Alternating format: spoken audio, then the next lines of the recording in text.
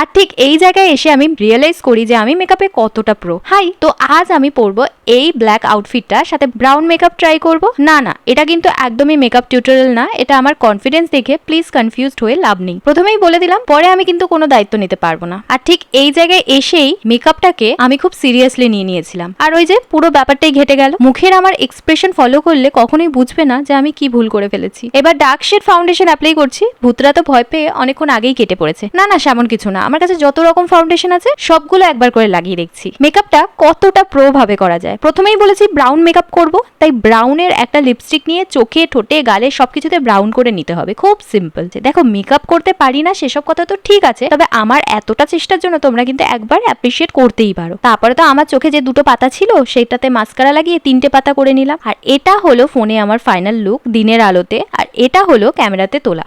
নাও finally কিন্তু একটু better লাগছে। তোমরা জানো তোমাদের কেমন লাগলো। বাই।